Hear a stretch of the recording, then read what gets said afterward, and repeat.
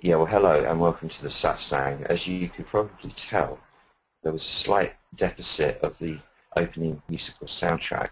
So I was going to sing something to you instead. Oh gosh, I think I might, in fact. This is a little... Welcome to the satsang. Before, if you've never been with it, what is this lunatic doing? It will make sense. Bear with me. Now, if you've a conundrum that's making you blue because you don't know quite what to do, here's a little song for you that will show you exactly what you'll do. You ready? You'll do what you'll do, how you'll do it, when you'll do it, you'll do what you do, and that's all there is to it. You'll do what you'll do, how you'll do it, as you do it, you'll do what you'll do, and that's all there is to it. That's all there is to it. Welcome to this satsang about loving everything, no matter what. If you've never been before, even if you have been before, satsang, as you probably know, is an old Sanskrit word meaning here we sit together in our naked truth without our pretense, our artifice, and all our other sort of personality accessories in between. We sit together all the way around the world in every time zone, and it's an utter privilege to be in this role of facilitating, guiding the procedure. It will take the format, a traditional satsang format, where the guru, which in this case is being played by me, has a little rap about the day's theme, just to set a context and to kind of somehow communicate, sharing sound. There's a sense of communion. And I want to also tell you at this point that there is this a 20-month-old young man called Bear, who is really one of the most astonishing young people I've ever met. And he has just walked into the room because I'm around at a friend's place to do this on my route. And so if you hear beautiful little chirpy sounds, that will be Bear, who's just actually leaving the room now. There you go. So I can't remember what I was talking about, other than it was probably to do with satsang. Oh gosh, it was quite interesting. That's now maybe together. I'm not going to do that because I was brought up audio style in terms of broadcasting on the radio, and that was like the very first rule that was pumped into a person: never leave dead air, never make dead air. So it's just too much in my bone marrow to do that. And in any case, I do have to be this Taoist-based process. Everybody, and what I realise more and more is that me as a personality is a vehicle. At its best, it's a vehicle for the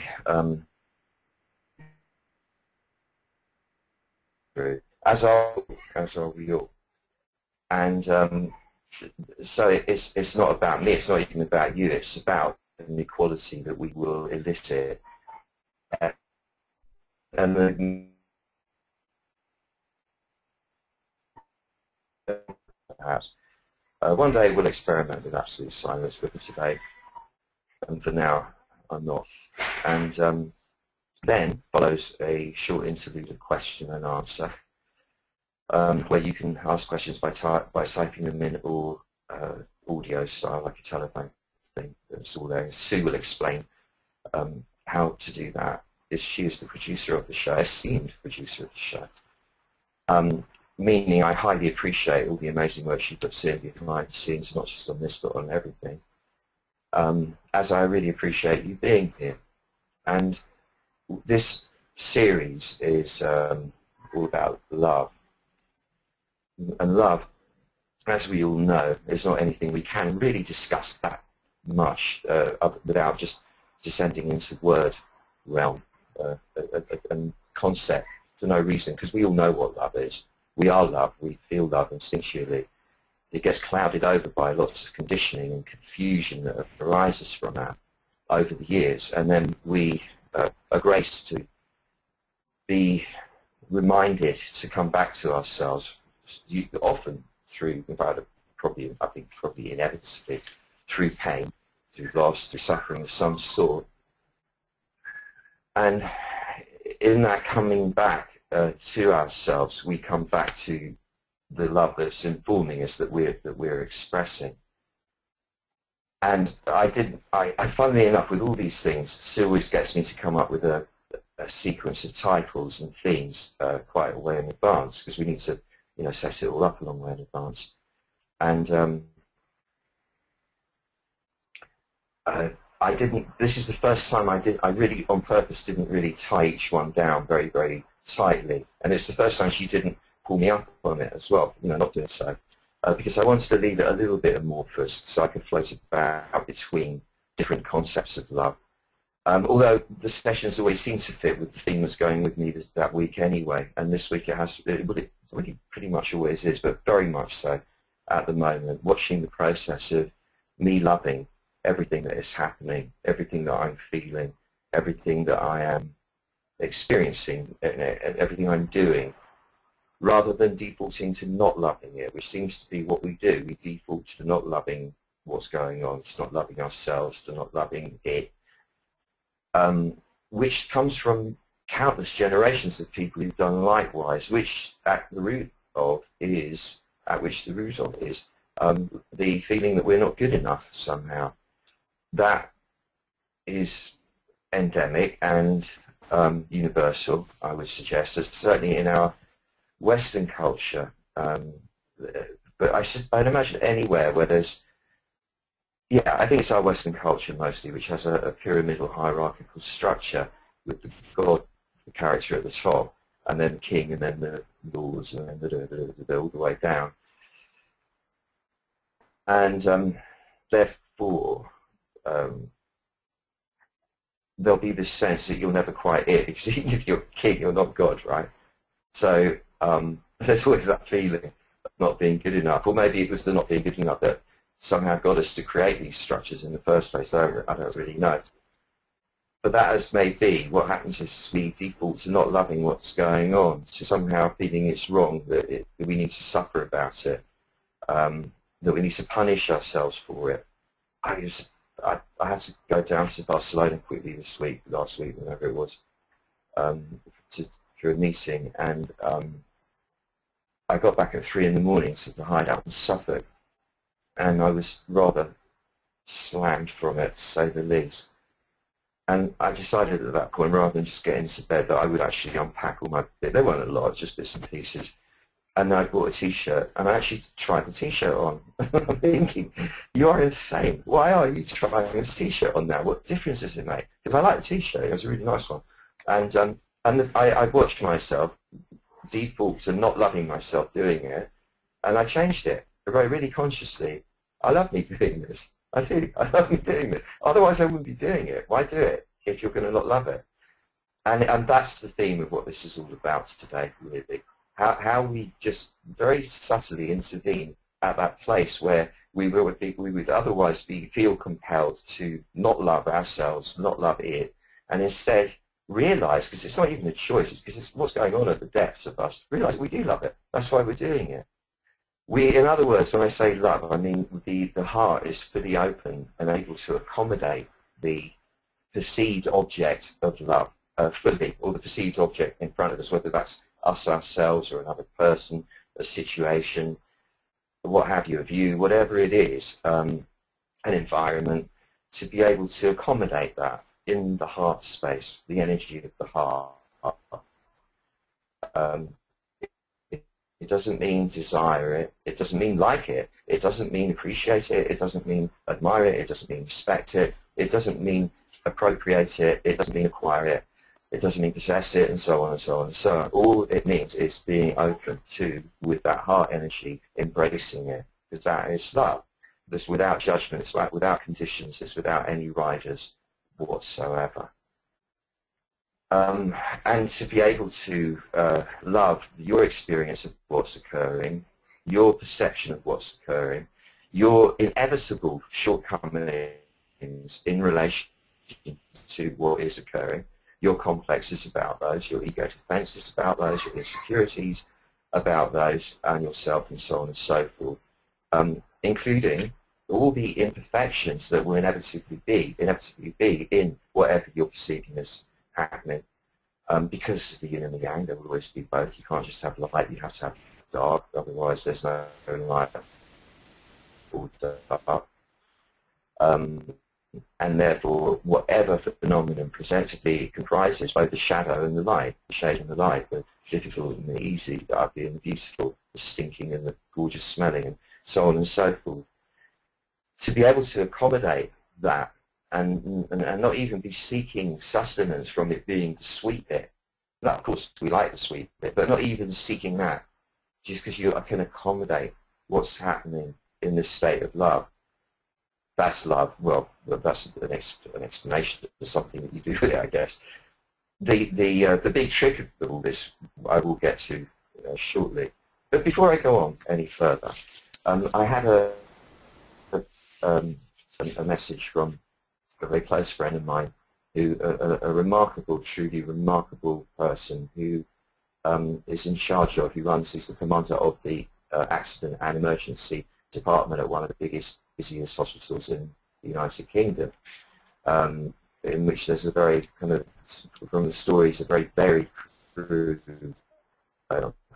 massive out there who are up to all kinds of bizarre stuff, and lots of heroin abuse and violence and accidents caused by alcohol bites, whatever, people doing weird things to themselves, people being ill, and all of that stuff. She's run that for 16 years, normal burnout rate 2 years, and a remarkable person. And she just sent me this, that the best thing, there's 16 years in A&E, what have I learned?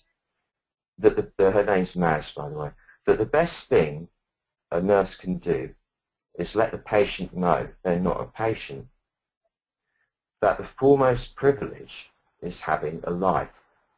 The next privilege is being able to save it. That there is a rhythm to the universe, and it has a much better timing than us. That one never, ever knows what's going to happen next. That on the road home, we're all companions. That lives can be changed forever in the time it takes to press a button. That everything underneath it all is love. That most things don't matter at all.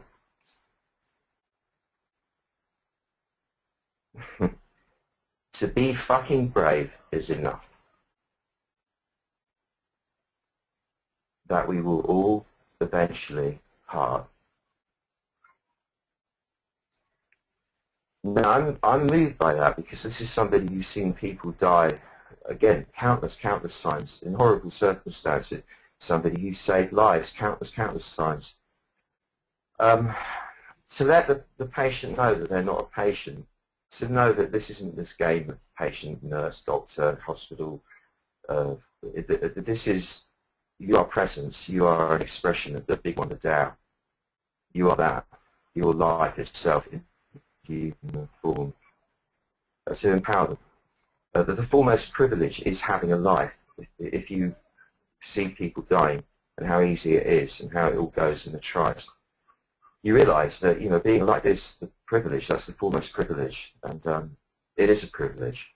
The next privilege is being able to save a life. For that same reason, there's nothing bigger a gift, so if you can help somebody stay alive and maintain that privilege a while longer, then that is a huge privilege, the next one along. There's a rhythm to the universe, and it has much better timing than us. Well, this is the yin and the yang of everything. The yin causing a delay, a yang causing an acceleration, the yin causing a straying off to the side, and the yang causing a pulling it back the other way, and so on and so forth. And the way we will fight against the timing of destiny. But it has a wisdom and an elegance far greater than we could conceive of within our conscious minds.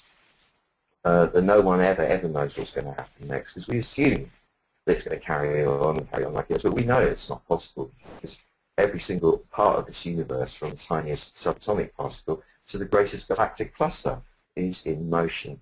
So nothing stays the same, it's all changing.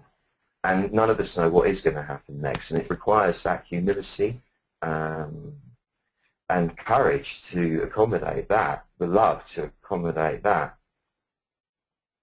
to be able to embrace the entirety of the experience of being human. It's a mystery. I don't know what, I could be dead in a second. And therefore to be valuing being here now, because this is really all that is. The rest is just in the mind. It's imaginary. And then on the road home, we're all companions. So if you've watched, and I know she's not somebody given to any sorts of superstition or kind of models of things that you would require sort of faith to believe in, you know, like life after death in any shape or form, or any just pragmatic. Somebody who's seen this in real life, people dying, you know, suffering, all the rest of it. That knowing somehow that the dropping of the body is coming home. It's coming home. The road home. That's what we're on, isn't it? We're all companions. On the road home, we're all companions. That's beautiful. So we stop setting ourselves up against each other. And to do that is love. That's love. It's like the opposite of love, as I was saying last week, is fear, or rather it's when the fear we all have fear, animals do, we need it to stay alive. The deal is to ride the fear, to breathe with the fear as a raw energy, because then we can love being here. When we don't ride the fear, we go into denial about it, it festers and becomes toxic, it becomes an anxiety, and that, with phobias and all the rest, is what blocks the love. It stops the flow somehow. It gets in the way of it.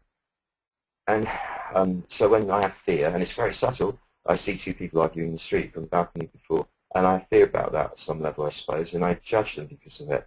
Two people arguing, silly people arguing.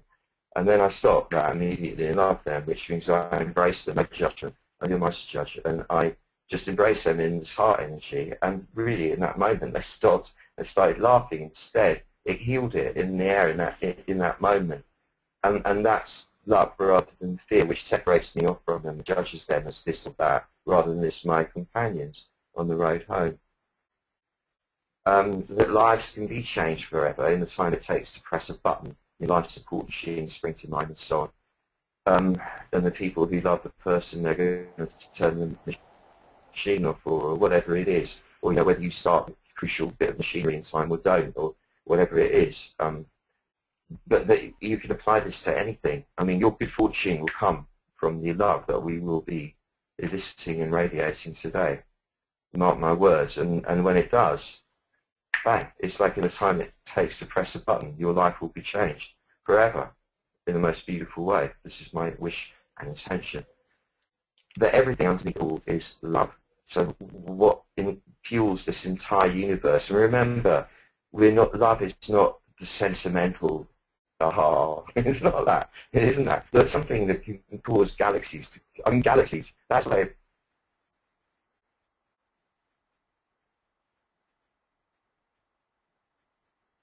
All right. Oh, hello. Look, forgive me for that. I don't honestly have any idea what that was all about. But thank you for sticking about. So anyway, yeah, I was saying, I don't know where I got up to, but I was talking about the road home. I was talking about the things that Mass said. I was talking about how underneath it all, she was saying, it's all love. Everything is love. And love is an amazingly powerful, ferocious, gorgeous, beautiful thing that is ineffable. It's the Tao. And she says to people being superheroes all the time, we're all going to slip up. We're all going to have bizarre little quirks and peccadillos and silly little things we're going to do at certain times. I smashed 2 cups the other day, just no reason at all. It was just pointless, just carelessness. Don't even know how I did it, because that's what we do. We're not perfect. Just to be brave, you know, just to be brave. In other words, have the courage to be and stand up to it and just be here and do what we do, all quaking in our boots as we do it. It's enough. And that we will all eventually part, which is beautiful, really, in a way, because otherwise we just really get on each other's nerves and we have to hang around. No, I'm kidding. It's not that. I mean, you know, that gives us the appreciation of the poignancy of us coming together. Just like this, for example, all of us around the world. There's poignancy in this. To know that we will all eventually part. And yet, not really, because all there is the one, and the one is love. Fear deletes the love, and we're going to now activate the love that deletes the fear, and which is loving whatever is going on, no matter what. And you know how we're going to do that is because we're going to look to love. We're going to look to the Tao itself, the presence that informs all of us and all of this, that we can't say anything about other than that. And it is, Taoists say, if you need to give it a flavour, a tone, give it the feminine tone, the mother of all existence and non-existence, so nurturing, and you sit in her bosom. But don't get into making a big woman out of it, because it's not that. It isn't that. That just limits the whole thing. This is the presence itself. I mean, the women among us are the ones that express woman. The Tao makes itself into women so that that can be done. In its formless state, though, it isn't a woman. But it has a feminine way about it, something nurturing, soft, and let's not kid ourselves, ferocious as well. And everything is Tao. The Tao is this. Everything you think, everything you see, everything you experience, everything everybody does, however awful, however wonderful, however mediocre in between, every bit of fashion, every bit of style, every bit of social super meme going around and influencing people's minds, every ridiculous human custom, every cruelty, every kindness, every galactic or cosmic event throughout time and space, every little bit of adornment on the around a picture or a picture frame, every shade of paint with which you paint your house, all of it, this is Tao. The whole thing is Tao dancing in disguise, in various disguises. And by projecting from the depths of ourselves this heart energy, which is our natural effusion, directing it with intention to the Tao, to that presence, this presence, informing all of us and everything. There we are then able to love whatever the Tao shows up as, because we know it's all just disguise. And we know that all disguise comprises a combination of the yin and the yang, the dark and the light, no matter what. So if something presents as horrible, we know that that's merely the cover for something beautiful. And if something presents as beautiful, we know that's merely the cover for something ugly. It's just opinions, descriptions, and there's both sides of every single coin that comes along. And so we are going to then be able to, what this is going to do is open the ground to be able to do that. From then on, as you go to every situation arises for you, you'll have the facility for remaining cognizant from the depths of your processes. And when you notice yourself rejecting through fear any aspect of Tao, any phenomenon occurring, by saying, I don't love this, you'll notice instead you have the choice, and you'll find yourself defaulting to loving it instead, because it's only a choice. It really is. It's just that's not, as I say, not even. It's when the choice is to stop running the interference on loving it, because that's what we are doing. Really, we're loving all of it. All of it. We have to be, because that's what we are. So love comes from being grounded and back inside in the big presence of you. The big presence of you sits in the back of you. I mean, it's metaphorical, but psychospatial.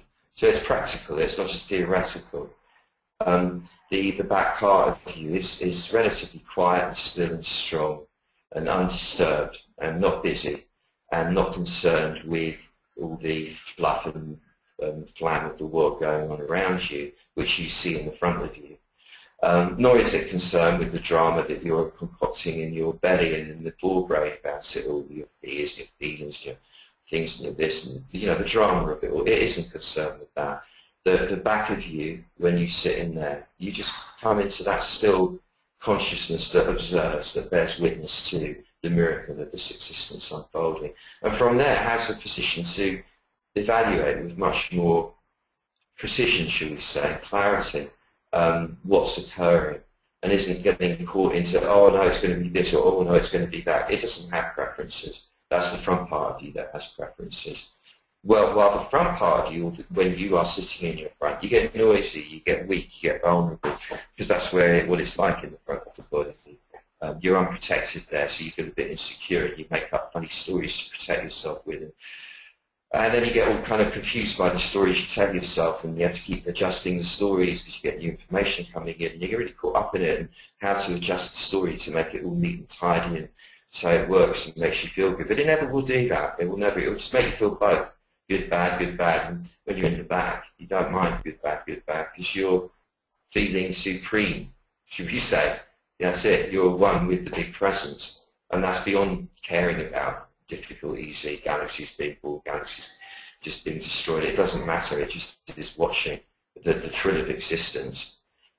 From that place, the back of you, opening the heart, which means seeing the breastbone sliding apart like a pair of sliding doors to reveal what I like to describe as a cluster of precious jewels, rubies, garnets, and amethysts and rose quartz and so on, all those lovely colours that we would associate with love. Radiating a rose gold effusion all around, freely, generously, without bounds. Receiving similar that's in the air from being sent from elsewhere.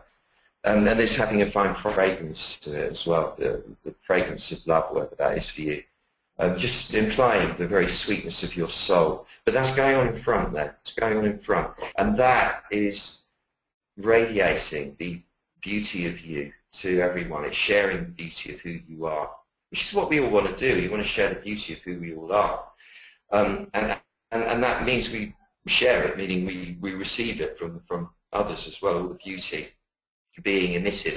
Obviously, I'm not talking about aesthetic beauty, not talking about that, but the essence of beauty, the beauty of the soul. So that's what we're going to do. We're going to get ourselves into that state inside, and somehow from there direct our love to the very core cause of all of this, and let its love then radiate back to us and inform us with such a power to love whatever's happening, because it's the Tao expressing itself, henceforth, that it will be easy peasy to love whatever's going on from now on, and that will transform our lives exponentially for the better. So this is the moment to drop the story altogether, drop your shoulders, and as you drop the shoulders, feel the weight of them drop down through your body where it wants to go, surrendering to gravity through your buttocks and sit bones and your legs and your feet into the ground beneath you. And as that happens, lower your eyelids if you feel you want to. Raise your breastbone a little bit to stop you slumping in the front. And similarly, feel as if somebody's taking hold of the sides of your head from behind, you know, like a hairdresser might, and lifting your head upwards, sort of urging your crown towards the ceiling. And in doing that is affording you extra length in the back of your neck and extra length in the throat area as well. So you're opening in the throat and lengthening in the back of the neck. Very slight raising of the breastbone a millimetre, kind of slightly up and slightly forwards to give you a bit more expansiveness in the chest so that you have the bearing of a king or a queen. And with your skeleton thus set, allow all your muscles from the face muscles, the neck muscles, the shoulders, the arms, and the chest, and the sides, and the belly, and the buttocks, and the pelvic floor, and the hamstrings, and the quadriceps, and the calves, and the shins, and the feet, and the toes, every bit of you, the muscles throughout, soften. Just say muscles everywhere. My beautiful muscles soften, soften, soften. And just feel them all go whoosh. Because you're safe for the time being. There's nothing to tense up about it. And with all of that, afford yourself the luxury, although it really is a necessity, of breathing more deeply, fully, profoundly, luxuriantly, expansively, optimally, so that your belly rises on the in-breath and falls on the out-breath, but it rises because it's sort of swelling with the air, and it falls because you're flattening it to your spine to expel the air. And you're doing so slowly, rhythmically, respectfully of the fact that the air is imbued with life. So every in-breath is replete with potential, new life, the opportunity, new life. Every out-breath is an offering. It's like, I surrender my past, I surrender the story so far, thank you for it. And then breathing in is, and I have the willingness, courage to receive another moment of life, thank you, and so on. And making the breath smooth and soft and silken, you notice your mind already becoming softer, more like silk, quiet, silent, still. And imagining that the mind is a Buddha with your face on it, but a tiny little Buddha with your face on it, sitting habitually in the front of the brain, where it's been trying to preside all these years over this infernal and eternal debate concerning your various descriptions of various aspects of reality that you perceive to be going on in front of you. And really has done a valiant job, but it deserves a little rest, as all we Buddhas do. And see the skull as a cave, and inside the skull is the inside of the cave.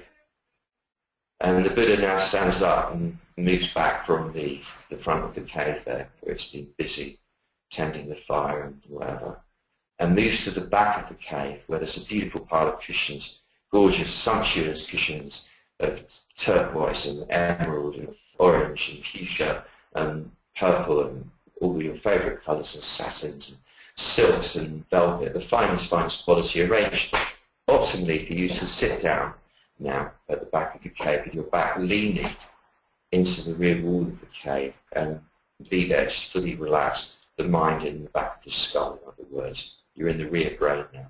And you'll notice that from here, all that noise in the front stops, very quiet down the side. The cave is silent at last.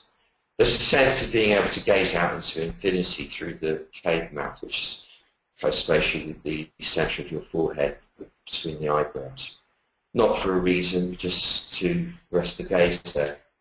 Down below, all the while, the presence, your physical presence, is in your back by visualizing, breathing in through every pore of the skin in the front of the body and the face simultaneously.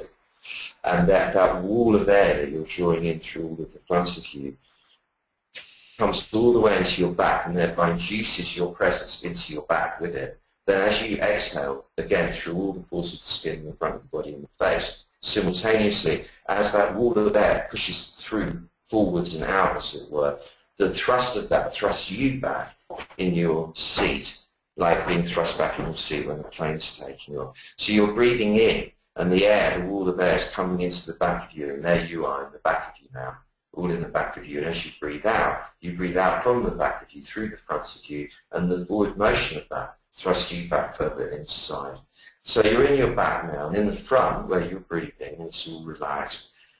Where usually there is the drama of being you, there is now just merely a movement of energy, a residue of interference and static, but mostly fairly calm with the breathing quite fluid.